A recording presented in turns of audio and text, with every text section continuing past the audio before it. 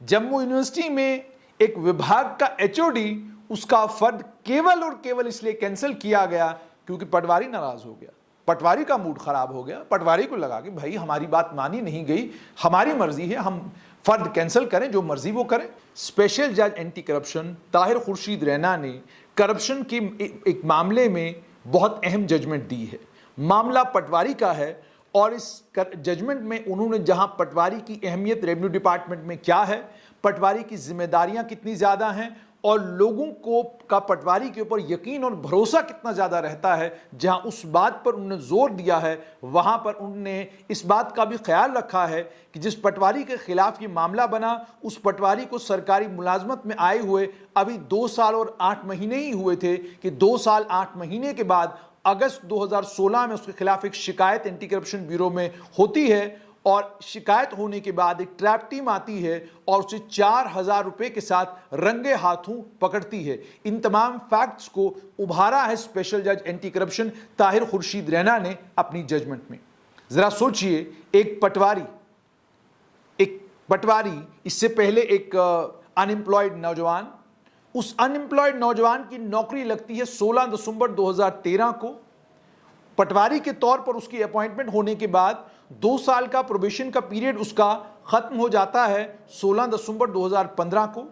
Probation का period खत्म होने के कुल 8 महीने के बाद एंटी करप्शन ब्यूरो की टीम उसको 4,000 रुपए के साथ रंगे हाथों पकड़ती है। मामला क्या है सुनिएगा। मामला है मोहम्मद शरीफ पटवारी का और ये पटवारी उस समय पटवार हल्का सुरिंसर में पटवारी के तौर पर अपना काम अंजाम दे रहे थे। एक शिकायत जाती है एंटी करप्शन ब्यूरो के पास 10 अगस्त 2016 को। एक व्यक्ति नारायण सिंह पहुंचते हैं एंटी करप्शन ब्यूरो के पास, उसे उस समय विजिलेंस ऑर्गेनाइजेशन कहा जाता था, और वो एक लिखित शिकायत लेकर वहां पर पहुंचते हैं और ये आरोप लगाते हैं कि उन्होंने 1 कनाल 1 मरला जमीन खसरा नंबर 204 सुरिंसर तहसील डिस्ट्रिक्ट जम्मू में उन्होंने ये जमीन जो है किसी से खरीदी है, उन्हें इस पर घर बनाना है और ये वो चाहते थे कि इसकी म्यूटेशन मेरे नाम पर हो।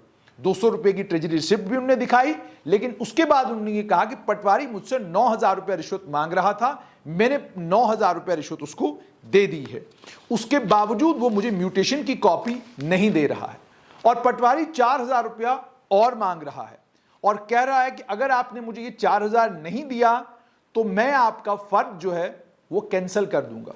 फर्द की कहानी मैं आपको ऑलरेडी सुना चुका हूं। एक प्रोफेसर जम्मू यूनिवर्सिटी में एक विभाग का एचओडी, उसका फर्द केवल और केवल इसलिए कैंसिल किया गया क्योंकि पटवारी नाराज हो गया, पटवारी का मूड खराब हो गया। पटवारी को लगा कि भाई हमारी बात मानी नहीं गई, हमारी मर्जी है, हम फर्द कैंसिल करें, जो मर्जी वो करें, हमें कौन रोकता है। शिकायतकर्ता ने कहा जनाब गरीब आदमी हूं, 9,000 रुपया रिश्वत दे चुका हूं, भाई साहब 4,000 और मांग रहे हैं, मैं कहां से 4,000 लाऊं इनको देने के लिए। शिकायत मिलने के बाद फौरन एंटी करप्शन ब्यूरो ने एफआईआर इस मामले में लगाई। 17/2016 पुलिस स्टेशन वीओजे उस समय कहा कहते थे, अब एसीबी कहा जाता है। दफाएं थी 51D, 52, 41, ये सब जो दफाएं लगानी थी वो लगा दी गई और इस मामले में पड़ताल शुरू हो गई और इंस्पेक्टर ताहिर यूसुफ खान को ये काम दिया गया। एक टीम तैयार की गई, टीम में डीएसपी एचएल पंडिता थे और ट्रैपलिंग ऑफिसर के तौर पर इंस्पेक्टर नरेश शर्मा थे, जफर अमीन थे, इंस्पेक्टर विक्रम शर्मा थे और कांस्टेबल विकास दत्त ये टीम के मेंबर थे। और उसके बाद उन्होंने ट्रैप टीम तैयार की और ट्रैप टीम तैयार करने के बाद एक प्री ट्रैप डिमॉन्स्ट्रेशन भी हुआ। वो होता है, बताया जाता है कि भाई आपने पैसे कैसे देने हैं, फिर हम कैसे आएंगे, वो सब कुछ हो गया। शिकायतकर्ता ने यह कहा कि पटवारी ऑलरेडी 9,000 ले चुका है और 4,000 और मांग रहा है। उसके बाद हुआ वही कि ये टीम वहां पर पहुंची और इस टीम ने जो सुनियोजित ऑलरेडी तैयारी ट्रैप टीम ने कर रखी थी, 4,000 रुपया जो है वो पटवारी को दिया और पटवारी ने जो ही वो अपनी जेब में रखा, उसी वक्त विजिलेंस ऑर्गेनाइजेशन की टीम ने पटवारी को धर दबोचा। ये जजमेंट का हिस्सा है, ये तमाम बातें जजमेंट में स्पेशल जज एंटी करप्शन ताहिर खुर्शीद रैना ने लिखी हैं। उसके बाद जब ये मामला कोर्ट के सामने आया, जो पटवारी हैं उनकी तरफ से जो वकील थे उन्होंने भी दलील सामने रखी। उन्होंने सबसे बड़ी दलील ये रखी कि भाई अगर ये शिकायतकर्ता कहता है कि 50 बार जो है ये उनके पास गया लेकिन उसके बावजूद फर्द नहीं मिला, तो इसकी शिकायत वो पहले भी कर सकता था। इसने किसी उच्च अधिकारी से शिकायत क्यों नहीं की, गिरदावर को क्यों नहीं कहा, नायब तहसीलदार को क्यों नहीं कहा, तहसीलदार को क्यों नहीं कहा, किसी बड़े अधिकारी को जाकर कह तो सकता था कि जनाब मेरा फर्द नहीं दे रहे हैं। अब यहां पर जो कोर्ट की जजमेंट है वो तो जाहिर सी बात है, उस पर मैं बात भी करूंगा और आपको आगे सुनाऊंगा भी, लेकिन ठीक है जो वो कह रहे हैं वो अपनी जगह सही है। लेकिन एक्सपीरियंस क्या कहता है? एक्सपीरियंस ये कहता है कि एक प्रोफेसर साहब जिनके मामले में डिप्टी कमिश्नर जम्मू ने इंटरवेंशन किया, ये जजमेंट का हिस्सा नहीं, ये सिर्फ ये कि चूंकि कहा गया भाई 50 चक्कर अगर लगे तो ऊपर शिकायत क्यों नहीं की, नीचे क्यों नहीं कहा, बड़े किसी अफसर को क्यों नहीं कहा। मेरा अपना तजुर्बा ये कि जनाब एक पटवारी का मूड खराब हो गया, उनका मन नहीं किया फर्द देने का, कितने समय के बाद फर्द मिला? 6 महीने बाद। और 6 महीने बाद फर्द कब मिला? जब डिप्टी कमिश्नर ने इंटरवीन किया, डेवकॉम जम्मू ने इंटरवीन किया, तहसीलदार ने इंटरवीन किया। इतनी इंटरवेंशनों के बावजूद भी जब तक सारी प्रक्रिया दोबारा से उस प्रोफेसर से नहीं करवाई गई तब तक फर्द इशू नहीं हुआ। ये तो सामने सामने है, 50 चक्कर लगाने की जरूरत नहीं है। एक मामला ऊंचे से ऊंचे अधिकारी तक पहुंचा है, लेकिन पटवारी की मर्जी नहीं तो क्या करेंगे आप। अब थोड़ा इसमें आगे चलते हैं। इसमें उन्होंने ये भी कहा कि जनाब 50 बार जो है शिकायतकर्ता जो उनके पास गया, यही बात उन्होंने कही है कि जनाब अगर ऐसा मामला था तो किसी ऊंचे अधिकारी के पास जाना चाहिए था, वो ऊंचे अधिकारी के पास क्यों नहीं गए। लेकिन स्पेशल जज एंटी करप्शन ने कहा इस आपके आर्गुमेंट में कोई दम नहीं, मैं इसको मानूंगा नहीं। उसके बाद जाकर कोर्ट ने कुछ बहुत अहम बातें करप्शन को लेकर कही हैं, और इस मामले को अगर आप और भी थोड़ा सुनना चाहेंगे तो आपके लिए सुनाता हूं मैं। इस मामले में यह भी हुआ कि शिकायतकर्ता ने यह भी कहा कि जनाब मैं बार बार उनके पास जाता, लेकिन मेरी फरियाद उनके कानों पर जूं तक नहीं रेंग रही थी। और वो ये भी कहते हैं कि जिस दिन ये भी हुआ उस दिन भी पटवारी जो है वो उन्होंने मुझे कहा कि अंदर नहीं मिलेंगे, हम वहां पर नायब तहसीलदार और बाकी अफसर हैं, मैं बाहर आता हूं, बाहर मुलाकात करते हैं। ये सब कुछ जजमेंट का हिस्सा है। अब जज साहब ने बहुत अहम बातें कही हैं, इन पर कान धरिएगा। उन्होंने ये कहा कि कानून का मैंडेट ये है कि जब सजा किसी को मिले, सजा इतनी हो जितना बड़ा जुर्म हो। जुर्म बड़ा है सजा बड़ी होगी, जुर्म छोटा है सजा छोटी होगी। ना ही इस चीज का ख्याल रखना है कि neither it looks to be a prosecution of the convict by the court, not to be so brief as it looks to be a jest, so fine balance is required to be stuck between the two. बहुत अहम बात कही है। उन्होंने यह कहा कि statute को पढ़ने के बाद सिर्फ और सिर्फ सजा देना जो है इससे काम बनेगा नहीं, बल्कि बात कैसे बनेगी? एक बार जब कोई एक आरोपी कॉन्विक्ट हो जाता है उसके बाद सजा होनी चाहिए, और उसके बाद जो सजा याफ्ता मुजरिम है उसकी अगली जगह तो जेल खाना है ना, ताकि उसको यह बात समझ में आए कि जो भी कानून तोड़ेगा उसे जेल की सलाखों के पीछे बैठना होगा। थाने की सलाखें अलग हैं, जेल की सलाखें अलग हैं। इसमें उन्होंने ऑलरेडी कहा कि ये जो आरोपी है already misconduct prevention of corruption act 2006 के तहत उसमें उसको सजा हो चुकी है। वो एक सरकारी मुलाजिम है और पटवारी है। पटवारी रेवेन्यू डिपार्टमेंट में एक अहम आदमी होता है, चेहरा वही होता है रेवेन्यू डिपार्टमेंट का। लोगों की पहली मुलाकात जो रेवेन्यू डिपार्टमेंट से होती है वो पटवारी के जरिए ही होती है। आम आदमी चाहे वो ताकतवर हो, कमजोर हो, गरीब हो, अमीर हो, वो कोई यूनिवर्सिटी का प्रोफेसर हो, आपके और मेरे जैसा कोई आम आदमी हो, कोई सर्विंग आईपीएस अफसर हो या कोई रिटायर्ड आईपीएस अफसर हो, सबकी मुलाकात पटवारी से होती है।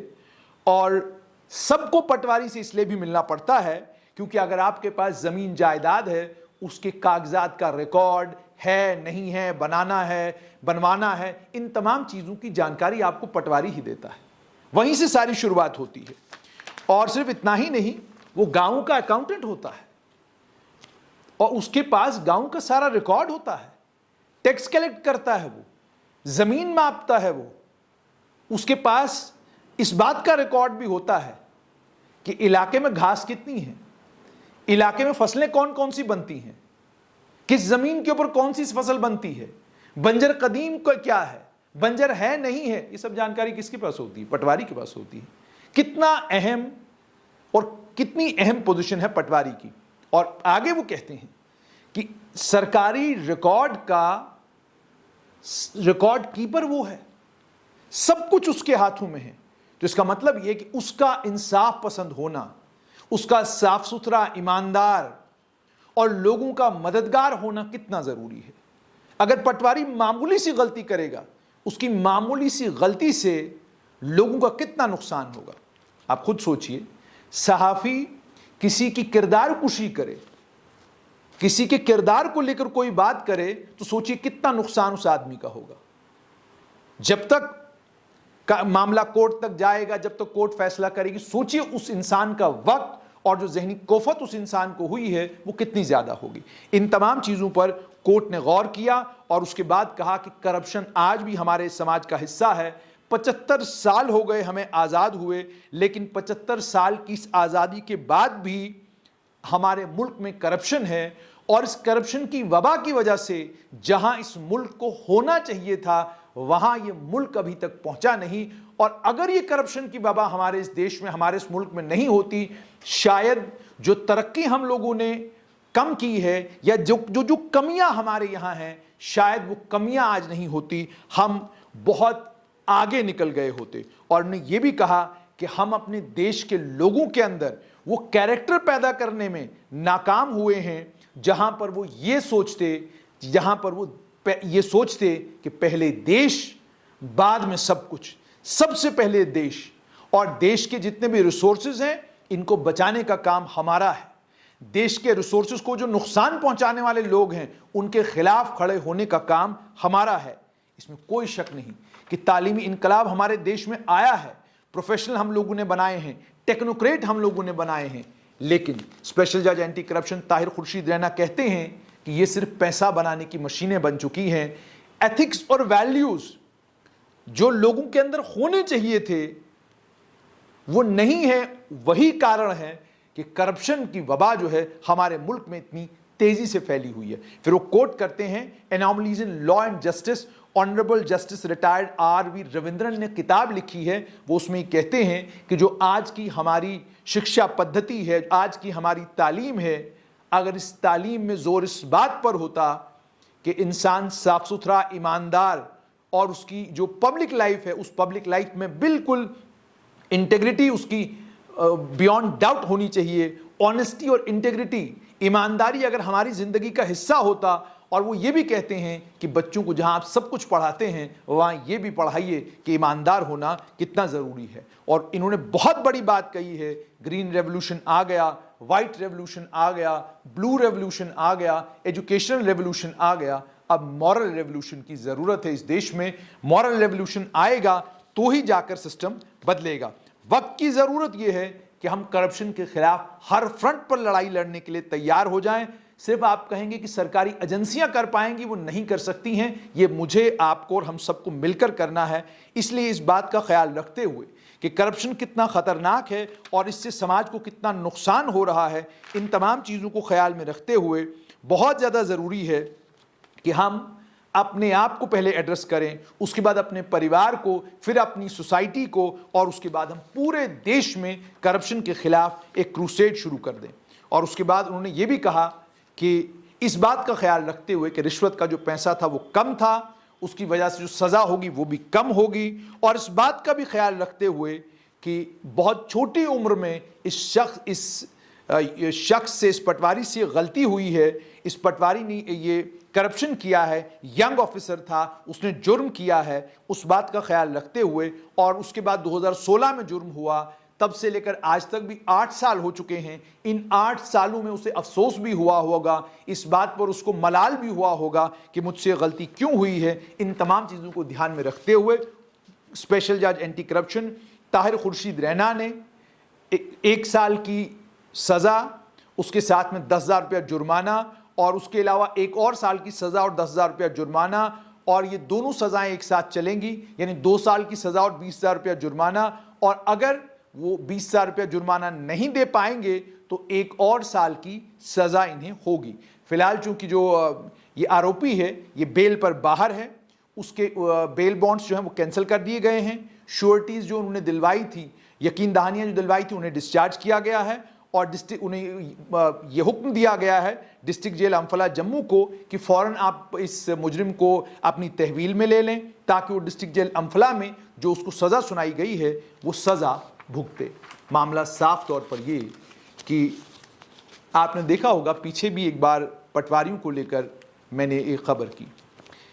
जो ये खबर मैं आप तक पहुंचाता हूं इसका कतई भी ये मतलब नहीं है कि रेवेन्यू डिपार्टमेंट में काम करने वाले पटवारी, नायब तहसीलदार, गिरदावर, हम सबको एक ही ब्रश से काला पेंट करना शुरू कर दे। वो गलत है। बहुत ईमानदार, बड़े काबिल, बड़े लायक पटवारी, गिरदावर, नायब तहसीलदार रेवेन्यू डिपार्टमेंट में हैं, इसीलिए डिपार्टमेंट अभी भी खड़ा है। लेकिन इसमें भी कोई शक नहीं, अगर लोग शिकायत करते हैं और लोग झेलते हैं और भुगतते हैं तब जाकर लोग किसी पटवारी के खिलाफ, गिरदावर के खिलाफ, नायब तहसीलदार के खिलाफ शिकायत करते हैं। जैसे लोग मीडिया कर्मियों को अक्सर सलाह देते हैं कि अंतर मन के बारे में सोचिए, अपने मन को जरा टटोलिए कि आप साफ सुथरे हैं या नहीं हैं। आप जरा टटोलिए कि आप सही तरीके से काम कर रहे हैं कि नहीं कर रहे हैं। तो हमें पटवारियों को भी इसी तरीके से देखना चाहिए अपने अंदर कि आपके अंदर कौन से वो लोग हैं जिनसे लोग परेशान हैं। आपको उन्हें आइडेंटिफाई करना चाहिए। आप चाहते हैं ना, बार बार आप सलाह देते हैं, पूरा समाज सलाह देता है, फलां पत्रकारों को आइडेंटिफाई कीजिए, इस तरह के हैं तो उनको बाहर निकालिए, ये करिए वो करिए। ये सलाहें आप अगर हमें देते हैं तो खुद पर भी तो ये सलाह लागू कीजिए। अपने बीच वाले उन पटवारियों को तो आइडेंटिफाई करिए जो लोगों को घुमाते और लोग क्या जी, आईपीएस अफसर घूम रहे हैं तो आम लोगों की बेचारों की बिसात क्या।